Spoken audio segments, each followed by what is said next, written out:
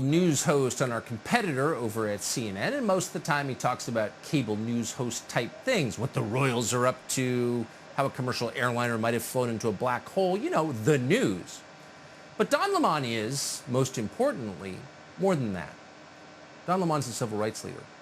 And just the other day, he spoke to the Washington Post about his feelings on civil rights, and he declared, you may not be surprised by this, that America is a racist country. Quote, "We're living in two different realities as black and white people," said Father Lemon. It was interesting. We read that and we thought, well, here's a guy who makes millions of dollars a year for presiding over a show that is failing. That seems like a pretty good deal.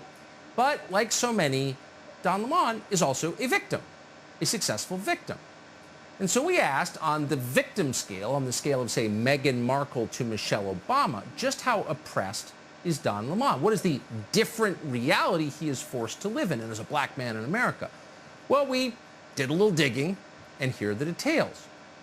Don Lemon lives in a $4.3 million home in Sag Harbor, New York. No, he does not live in Section 8 housing.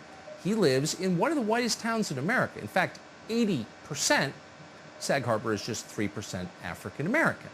Now, in the interview, Mr. Lemon said America needs to see more people like him. He regularly lectures America about diversity. What he didn't tell the Washington Post is that in his free time, he runs away from diversity. His reality is that he doesn't like diversity at all. None of them do.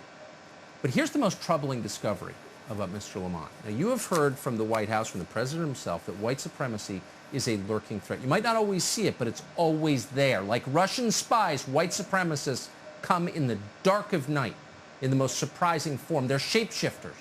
Now, we're not calling anybody a white supremacist here, but you have to ask yourself, I'm going to put this on the screen now, what is this symbol of hate posing as a cookie jar, doing in Don Lemon's kitchen?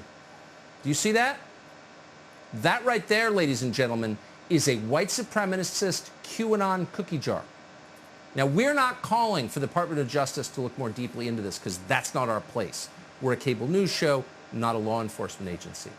But let's just put it this way. If you find yourself with a blackface cookie jar in your own kitchen, it's time to reflect. That means you, Don Lemon.